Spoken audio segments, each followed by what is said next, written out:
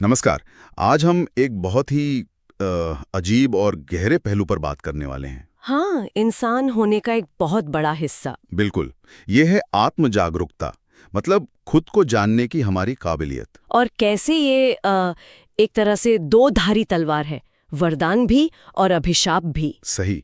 हमारे पास कुछ लेख और नोट्स हैं इस पर, तो आज कोशिश रहेगी कि इस भयानक विरोधाभास की तह तक जाया जाए। हाँ, मतलब आत्म जागरूकता है क्या असल में? ये जानना कि हम हैं, दुनिया में हैं। दूसरों से अलग हैं। हाँ, बिल्कुल। यही चीज हमें सोचने, कल्पना करने, प्लान बनाने की ताकत देती है। सहानुभूति भी इसी से आती है। इंसान वाकई में इस मामले में अलग है। बहुत अलग।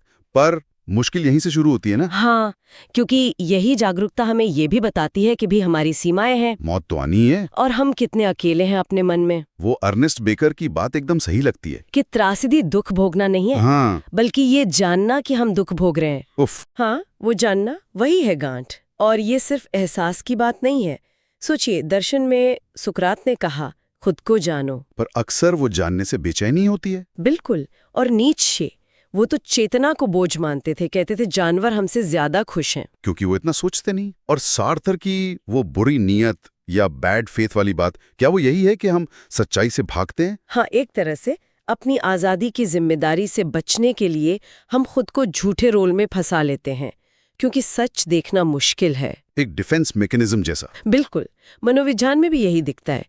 जैसे फ्रॉइड ने चेतन अचेतन के झगड़े की बात की। और कार्ल रॉजर्स का वो आत्म अवधारणा और असलियत का टकराव। हाँ, कि हम खुद को जैसा देखते हैं और जैसे हम असल में हैं, उसमें जो दूरी है वही दुख लाती है। और वो टेरर मैनेजमेंट थ्योरी भी है कि हम ये सब तामझाम, कल्चर, वैल्यूज, यहाँ तक कि सोशल मीडिया प्रोफाइल इसलिए बनाते हैं ताकि मौत के डर को दबा सकें। हाँ, ये एक तरीका है जिससे इंसान अपनी नश्वरता, मतलब कि हम हमेशा नहीं रहेंगे, इस एहसास से जूझता है। अच्छा, और दिमाग के स्तर पर ब्रेन में क्या होता है? हाँ, वो भी है। इसमें प्री फ्रंटल कॉर्टेक्स का रोल है और एक चीज है डिफॉल्ट मोड नेटवर्क। अच्छा, ये क्या है?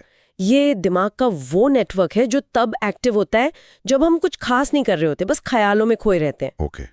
और अगर ये जरूरत से ज्यादा एक्टिव हो तो वो डिप्रेशन या एंजाइटी में जो लगातार नेगेटिव ख्याल चलते रहते हैं ना। हाँ, वो रुमिनेशन, बार बार वही सोचना।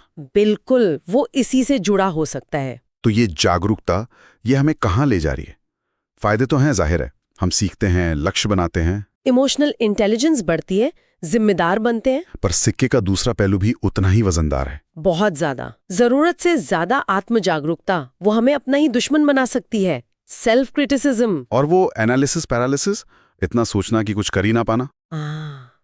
और अपराध बोध, शर्म, वो इम्पोस्टर सिंड्रोम वाली फीलिंग कि हम काबिल नहीं हैं, बस अभी पकड़े जाएंगे। ये सब भी कहीं ना कहीं इसी से जुड़ा है। बिल्कुल। और ये सिर्फ थ्योरी नहीं है। आप ऑनलाइन देखिए, रेडिट जैसे फोरम पे लोग लिखते हैं कि ज्यादा जानना दुख देता है। या वो कहते हैं, काश मैं बच्चा होता जब मौत या जिंदगी के मकसद के बारे में नहीं सोचता था। हाँ, और कुछ स्टडीज भी हैं जो बताती हैं कि कैसे ज्यादा आईक्यू वाले लोग या जो अंतर्मुखी होते हैं वो अक्सर ओवरथिंकिंग की वजह से मेंटल हेल्थ इश्यूज फेस करते हैं। और सोशल मीडिया, उसका तो रोल है ही बहुत बड़ा।